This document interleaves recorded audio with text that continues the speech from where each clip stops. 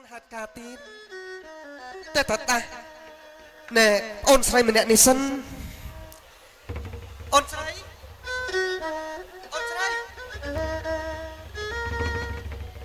រីក្រោកឡើង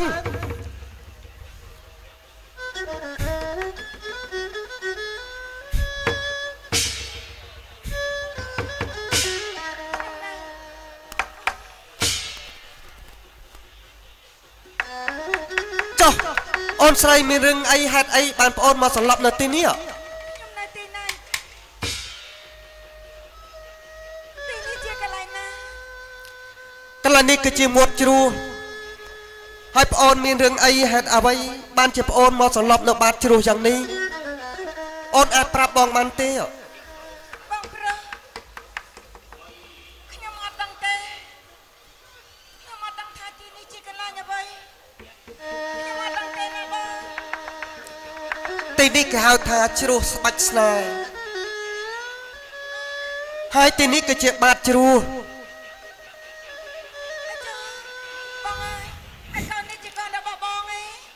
មិនមែនទេកូននេះគឺកូនរបស់ប្អូនមិនមែនទេ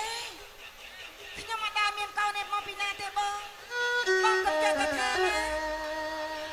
អូនអត់ដែលមានកូនទេចុះប្អូនមានស្គាល់ឈ្មោះខ្លួនឯងទេតើប្អូនឈ្មោះអ្វីដែរទៅអត់ទេបងអត់ដឹងទេឥឡូវនេះបើអូនអត់ដឹងអញ្ចឹងអូនចាត់ទុកថាកូននេះជាកូនរបស់អូនហើយនឹងបងទៅចោះឥឡូវនេះសំបីតែឈ្មោះក៏អូនអត់ចាំឥឡូវបងដាក់ឈ្មោះឲ្យអូនថាសាកលណា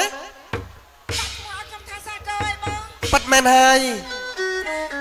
ខ្ញុំនឹងទទួលយកហើយចុះប្អូនណាមានកលៈស្នាក់នៅហើយឬនៅអូននៅឯណាដែរខ្ញុំអត់ដឹងទេបងអត់ដឹងទៀតឥឡូវនេះបើបងនាំអូនទៅនៅនឹងខ្ទមរបស់បងក៏ប៉ុន្តែអូនហើយមុខរបររបស់បងគឺជាអ្នកបរបាញ់សត្វចិញ្ចឹមជីវិត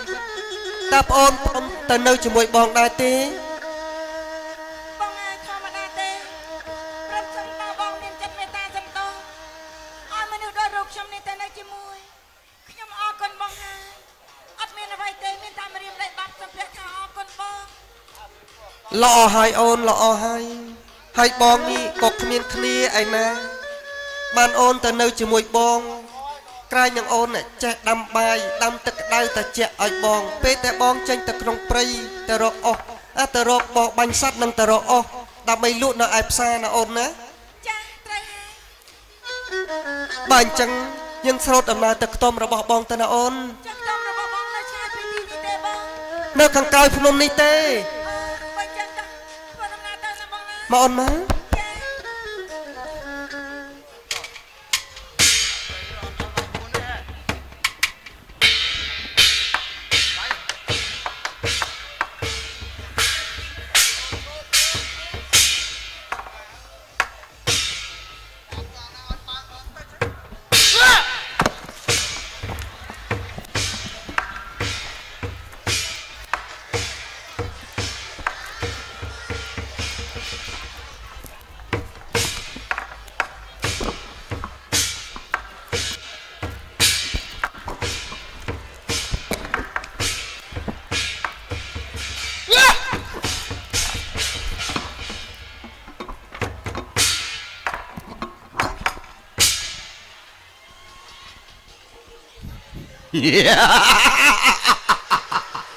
ឈ្មោះថាអាចារ្យ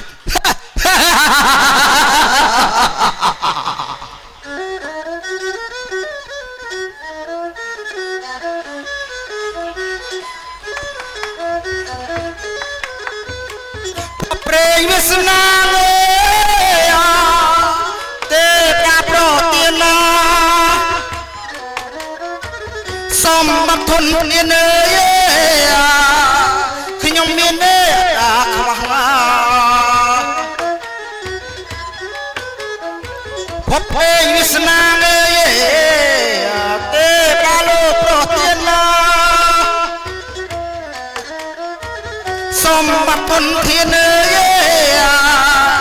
ខ្ញុំមានទេអាខ្វះមកអ្វីជប់ចាងអេខ្ញុំមានទេទាំងអស់មិនដែលចន្លោះអើយនងអើណាឡើយ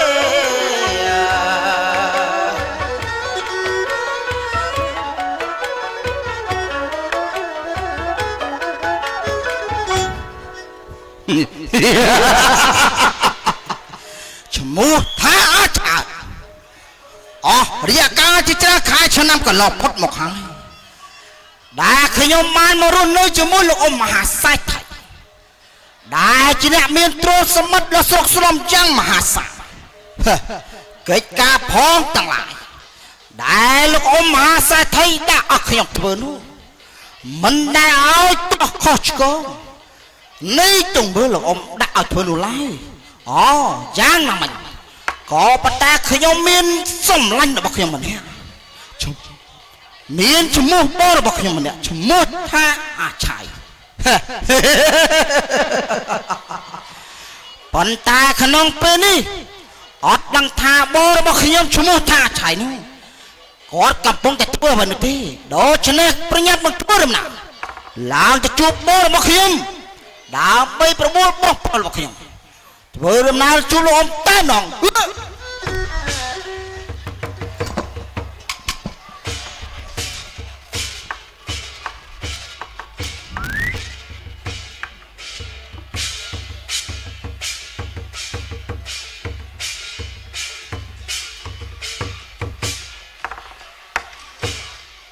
បរោះសម្បោស្នេ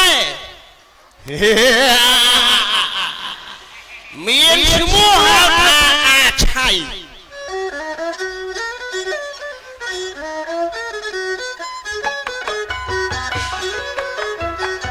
បរោះរូងស្អាតទេសម្បោដៃស្នេហ៍មិនដែលខ្វះទេនារីចោមរូងស្រឡាញ់សម្បោស្នេហ៍ឈ្មោះថាឆៃរស់នៅសពថ្ងៃមិនដែលខ្វល់ចិត្តព្រោះអីរស់នៅមានលោកអ៊ំចំណិតទ្រព្យសម្បត្តិមិនដែលគិតទេហើយមានរូបសង្ហា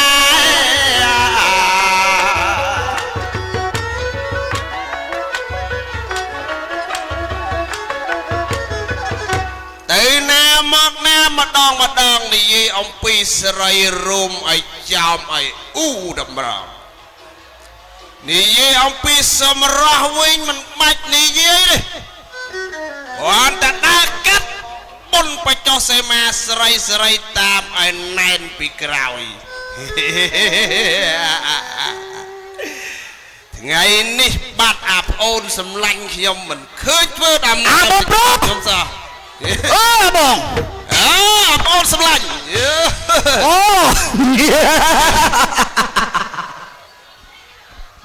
អាបងអូនសម្លាញ់បាច់មកប្រុសថ្ងៃនេះធ្វើខ្លួនស្អាតបាតគិតបបួលគ្នាដើរលេងឲ្យសบายម្ដងអូគោលបំណងរបស់បងប្រុសរបស់ខ្ញុំនេះជាដូចក្នុងចិត្តរបស់ខ្ញុំមែន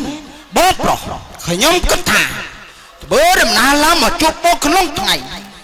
គាត់ថាចង់ប្រមូលបងប្រុសធ្វើដំណើរទៅលេងនៅវត្តខាងមុខនេះតើបងប្រុសយល់យ៉ាងណាដែរទៅមិនយល់ទៅអីទេគេថាមនុស្សប្រុសយើងបើសិនជាមានសម្រស់ត្រូវតែចាយឲ្យវាសបាយទាន់ខ្លួននៅក្មេងមិនមែនហើយបងប្រុសពីព្រោះថាបងប្រុសក៏គ្មានប្រពន្ធរីឯខ្ញុំក៏គ្មានប្រពន្ធត្រូវហើយបើកាលណាលេងបានសបាយមួយហើយនោះបើសិនជាជួបនារីណាដ៏ស្រស់ល្អបំណងដែលចង់បានហើយនោះសុំសេចក្តីស្នេហាតែម្ដងទៅបើកាលណាអត់សុំស្រឡាញ់ទេរំលើ ព្រឹកមួយយ៉ាងណាបងប្រុស គេថាមនុស្សប្រុសយើងកើតមកមកជាតិធាតុមួយចានមិនចឹង បាទបង យើងត្រូវចេះឲ្យអស់ស្រីស្រាលបែងគឺមិនឲ្យទាស់កន្លែងណាទេបង អូល្អណាស់បងប្រុសឥឡូវនេះខ្ញុំគិតថាក៏បំណងមកប្រុសនឹងខ្ញុំដូចគ្នាតែប៉ុណ្ណោះ ឥឡូវថ្ងៃនេះគេមានបុណ្យនៅវត្តមួយយ៉ាងល្បីគិតបបួលគ្នាយើងដើរលេងសប្បាយនៅក្នុងពិធីបុណ្យគេម្ដង មែនហើយបងប្រុសសបោទៅដល់ល្បាយល្មាំបាសក្លឹបរួមលេងកំសាន្តទៀតផងណែបង យ៉ាងម៉េច ខ្ញុំក៏ថាចង់រួមខ្លាំងណាស់ណាបង អារឿងរំរែកវាមិនសំខាន់ទេសម្រាប់បងអ្វីដែលសំខាន់គឺទៅរកស្រីស្អាត អូមែនហើយលោកមែនហើយបងប្រុសក៏ប៉ុន្តែមុនដែលយើងធ្វើដំណើរទៅនោះខ្ញុំក៏ថានឹងបុលបងធ្វើដំណើរទៅកន្លែងលោកអ៊ំដើម្បីសិក្សាអនុញ្ញាតអំពីលោកអ៊ំតាលោកអ៊ំព្រមអនុញ្ញាតឲ្យយើងទាំងពីរធ្វើដំណើរទៅដែរឬយ៉ាងណា មិនអីទេអាប្អូនប្រុសបើចឹងយើងធ្វើដំណើរទៅជួបអ៊ំប្រុសមក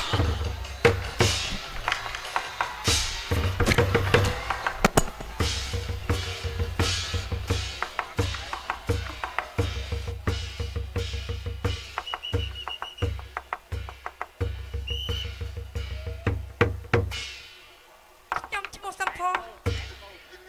ខ្ញុំពិតជាមានភ័ព្វពីស្នាមណាស់តែខ្ញុំកាត់មកក្នុងត្រកូលអភិជនមានផ្ទះថ្មសសអិតមានទ្រព្យសម្បត្តិដ៏ច្រើន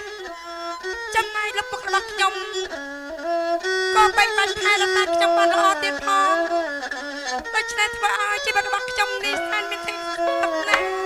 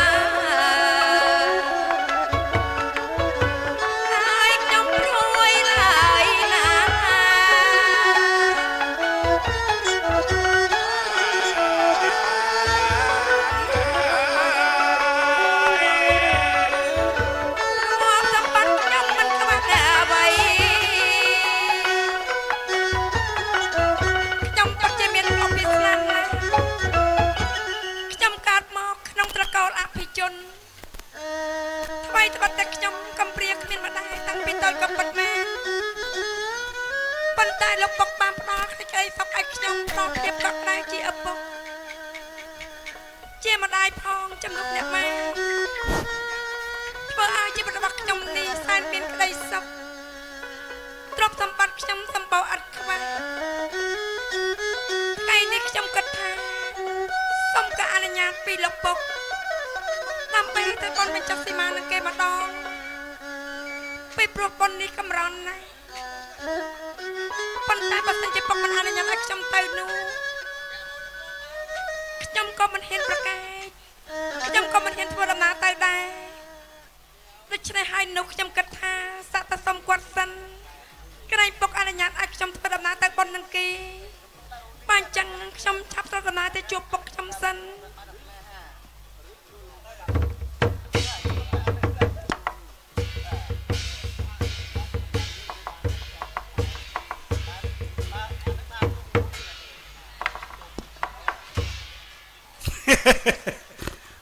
រតនៈ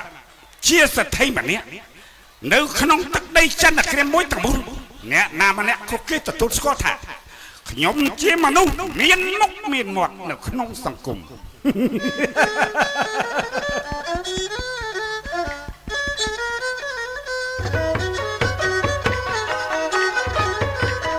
នៅសប្ថ្ងៃឯងសែនសប្បាយចិត្តណាមានអ្វីគួរគិតយ៉ាងនៅវាក្នុងប្រា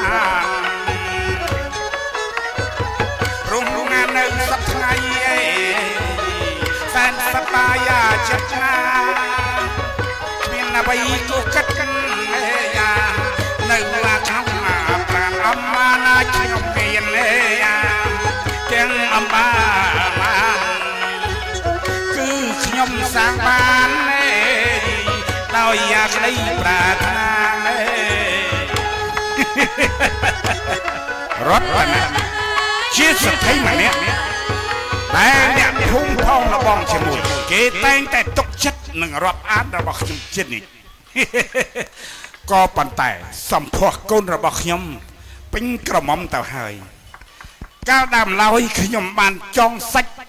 ជាប់ឈាមជាមួយនឹងសម្លាញ់របស់ខ្ញុំក៏ប៉ុន្តែសម្លាញ់របស់ខ្ញុំគេបានឲ្យដំណឹងថាកូនរបស់គេបានបាត់បង់អាយុជីវិតបាត់ទៅហើយតែឥឡូវនេះបើសិនជាអ្នកកូនរបស់ខ្ញុំគ្មានគូអនាគតតទៅថ្ងៃមុខក៏មិនកើតដែរឥឡូវនេះមិនត្រឹមតែប៉ុណ្ណោះប្អូនប្រុសរបស់ខ្ញុំគេបានយកកូនរបស់គេចូលមកស្ដីដណ្ដឹងកូនរបស់ខ្ញុំតែខ្ញុំឲ្យក៏ប៉ុន្តែសម្ផស្សមើលទៅបែបមិនពេញចិត្តអាពីរនាក់នឹងសោះអាវិឆ័យអាឆើតឈ្មោះវាគ្រាន់បើដែរតែតែចេញមកចរិតឆ្លើយនេះឆ្លើយហែងតាចូលមកមិនគោរពចាស់ទុំអញផ្ដាច់ភ្លាមថ្ងៃកាន់តែខ្ពស់ហើយចុះសភ័សទៅឯណាបានជាមិនឃើញមកអញ្ចឹងឬមួយសម្ផស្សលោកពុកកូនតាមគោរពលោកពុកជាការប្រសើរណាស់សម្ផស្សយីថ្ងៃនេះកូនស្អាតបាតណាស់ពុកកែខុសប្លែកអំពីធម្មតាមិនត្រឹមតែប៉ុណ្ណោះនោះកូននេះស្លៀកពាក់គ្រឿងអលង្ការណែកូនត្រីចាស់ពុកអត់អំពីម្ដាយរបស់កូនទៅពុកនេះជាម្ដាយផងជាឪពុកផងបីបាច់ថែរក្សាកូនថ្ងៃនេះញញឹមញញែមបែបចង់មានរឿងអីប្រាប់ពុកឲ្យមែនទេពុកកែយ៉ាងម៉េចគឺកូនដឹងថាសប្តាហ៍ពុកចិញ្ចឹមកូនដោយលំបាកពេលប្រចាប់តាំងពីអត់ម៉ែតែមនុស្សពុកបំពេញតួនាទីជាម្ដាយហើយនឹងជាឪពុករបស់កូនផ្ដល់ភាពកក់ក្ដៅឲ្យកូនបានល្អណាស់កូនពិតជាមានអភិស្នាមែនដែលកូនពុកដឹងហើយញញឹមញញែមបែបមានរឿងអីចង់ប្រាប់ពុកឲ្យមែនទេពុកណាថ្ងៃនេះកូនគិតថាសូមការអនុញ្ញាតពីលោកពុកទៅណាកូនចង់ទៅបន់បញ្ចុះខណ្ឌសីមានគេណាអូជាការប្រសើរណាស់ពុកមិនថាអីទេណាបញ្ហាធ្វើបន់ធ្វើទានក៏ប៉ុន្តែកូនមានគូដណ្ដឹងទៅហើយណែសម្ផស្សប៉ុន្តែបងវិឆ័យខ្ញុំហាក់ទៅមើលអត្តចរិតរបស់គាត់មិនល្អទេពុកណាហើយចូលចិត្តគាត់ទេយូរទៅគង់តែពេញចិត្តទេព្រោះថាកូនមិនពេញចិត្តពុកក៏មិនពេញចិត្តដែរក៏ប៉ុន្តែធ្វើម៉េចណែពុកបានជ្រុលមាត់ជ្រុលកបានប្រគល់គេហ្នឹងឲ្យធ្វើជាកូនប្រសាររបស់ពុកទៅហើយពុកយ៉ាងម៉េចអាចទៅនិយាយជាមួយគាត់មិនបានទេពុកដកពាក្យពេញតែណាពុកកូនស្រីខ្ញុំអត់ស្រឡាញ់គាត់ទេពុកជាសេដ្ឋីម្នាក់នៅក្នុងទឹកដីចន្ទគ្រាមកាលណាដែលខ្ជាក់ហាទៅហើយខ្ជាក់មកវិញគឺមិនបានទេព្រោះពុកនេះជាអ្នកមានមុខមានមាត់នៅក្នុងសង្គមដូច្នេះយូរនឹងឆាប់កូនគង់តែស្រឡាញ់គ្នាតែប៉ុណ្ណោះមិនអីទេណាចាពុកក៏ប៉ុន្តែថ្ងៃហ្នឹងពុកបានឮថាឆើតនិងឆៃវាមកលេងតែមិនដឹងចរិតវាចោលគំនិតពីមុនហើយឬនៅទេឬក៏ដូចមុននេះចាំមកមកមែនណានេះ ណែបង បាទបង ដល់វាមានអ៊ំហ่ะ បាទ ហើយធ្វើ អូយអាណាស្រេចលោឡាស្អីហ៎ កុំរញ៉េរញ៉ៃធ្វើសុភាពមកគាត់ហ្មង បាទ លោកអ៊ំ អូ សំលេងអ្នកណានឹងពុក អូអាឆើត លោកអ៊ំខ្ញុំជម្រាបសួរលោកអ៊ំ ចេះគួសមគ្រាន់ដែរ អ៊ំខ្ញុំសុំជម្រាបសួរ អានេះចេះគួសមមក ខ្ញុំសុភាពហ៎អ៊ំ អាឆៃ បាទលោកអ៊ំបាទ អនាគតឯងជាកូនប្រសាររបស់អញដូច្នេះឲ្យវាចេះអោនរំទូនអញ្ចឹងអាហ្នឹងបានគេហៅថាកូនពេញលក្ខណៈល្អ បាទលោកអ៊ំសួរតអ្នកស្រុកអ្នកភូមិតអ្នកណាក៏គេតសារថាខ្ញុំនឹងជាបរោះគ្រប់លក្ខណាលោកអ៊ំ អញឃើញអញ្ចឹងដែរបាទអញឲ្យកូនអញហ្នឹង ពុកអា យ៉ាងម៉េចណែ ថ្ងៃកាន់តែពុកហើយ មិនអីទេឥឡូវចេះ ធ្វើដំណើរទៅជាមួយនឹងគេហើយណាពុក ពុកហៅអាក្រូចឆ្មាឲ្យជូនកូនទៅ អូឲ្យខ្ញុំទៅជាមួយបងក្រូចឆ្មា អាក្រូចឆ្មាទៅណាទៅអាហ្នឹងអាក្រូចឆ្មាអំបែងក្បឿងវាទៅឯណាវា ប្រហែលជាគាត់រវល់តែតាំងពុក ណែអាឆៃគុយលេងសិនណាអញនិយាយមួយកូនអញ ប តិ ង ច ក្រូចឆ្មាមកឲ្យពុក មើលបដៃសគុណមៀបសួរ ខ្ញុំមែនដៃជគុណនេះណោះដៃជគុណណោះ ឯណាទេ នោះនៅមកខ្ញុំនោះ ឥឡូវហើយអាក្រូចឆ្មា បាទ អូយឯងលឺអញហៅទេ អីអ៊ំឯងឥឡូវហៅខ្ញុំអាផង អូឲ្យខ្ញុំហៅថាម៉េចទៅចាស់ កាលខ្ញុំចូលធ្វើការនឹងដំបងហៅខ្ញុំក្មួយ អើយក្មួយបើអញហៅអត់លឺមិនស្រីហៅអា អេយូរទៅលេងស្គាល់ក្មួយស្គាល់អាអស់ហើយ ណែបដៃចគុណអើយសុំទោសអើយ ពីរ សត្វតែឯងហៅ អីអ៊ំឯងជួលវាមកឈរឲ្យវាឈរ ចូលឡាបាយក្មួយប្រុសអញណាឯងមើលក្មួយប្រុសអញ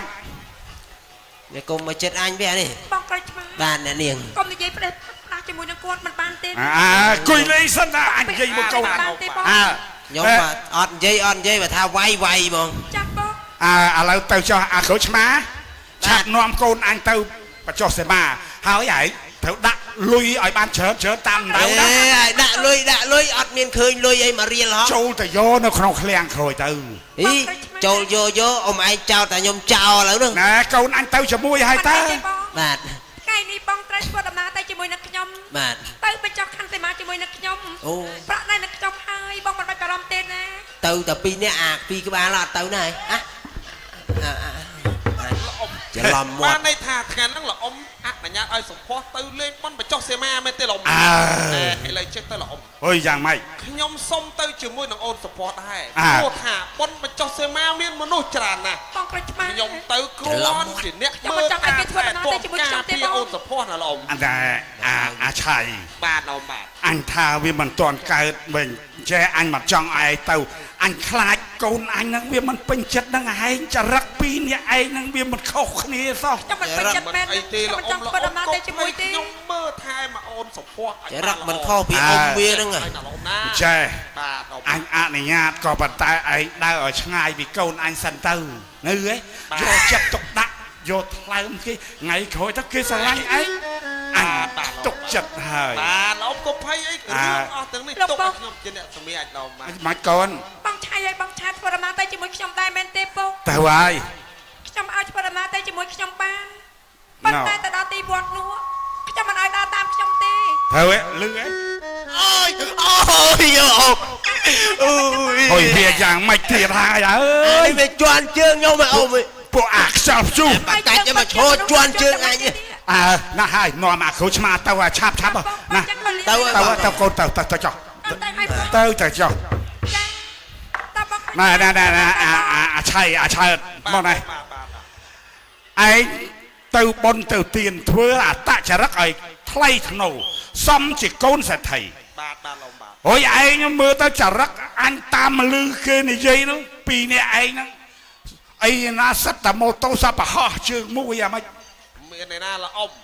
ម៉ូតូខ្ញុំបរហោះកង់មុខព្រោះអាកង់មុខវាអស់កាឡា ម៉ូតូកង់មុខអស់កាឡាបានបរហោះ ដល់វាអស់កាឡាបើយើងមិនបរហោះជិះទៅវាបែក ណែចរិតពីរនាក់ឯងនេះថ្ងៃក្រោយឈប់ធ្វើអញ្ចឹងទៀតទៅ ណែចាស់ទុំមកគេស្អប់ខ្ពើមណាស់អាក្មេងបរហោះម៉ូតូបរហោះអីនេះលឺហ៎ ខ្ញុំថាជួយសំចៃអ៊ំឯង សំចៃ កាលណាយើងជិះតកង់ក្រោយទុកកង់មុខជិះបាន3ឆ្នាំទៀត អញដាក់ក្បាលឥឡូវអាពីក្បាលនេះណាហើយទៅសភ័សទៅយូរហើយតែកុំធ្វើអតចរិតចលើសបើសច្រឡំថាណាសោះ បាទអ៊ំ អើចេះគោរពចាស់ទុំណាទៅដល់កន្លែងបនចេះចេះធ្វើបនធ្វើទៀតទៅចុះអើថ្ងៃរៀបលិចឆាប់នាំគ្នាមកវិញ បាទអ៊ំ អើទៅចុះ តោះអាបូន អើយមើលចរិតវាហើយឲ្យកូននឹងខុសឲ្យត្រូវទេមើលតែចរិតដូចអានេះពីរនាក់នេះណាហើយបើសិនជាថ្ងៃក្រោយវាអាចកែខ្លួនទៅខ្ញុំនឹងអាចពេញចិត្តវាទ្រព្យសម្បត្តិមានមិនខ្វះណាហើយថ្ងៃកាន់តែខ្ពស់ហើយទៅរកកន្លែងសម្រាប់ទីសិន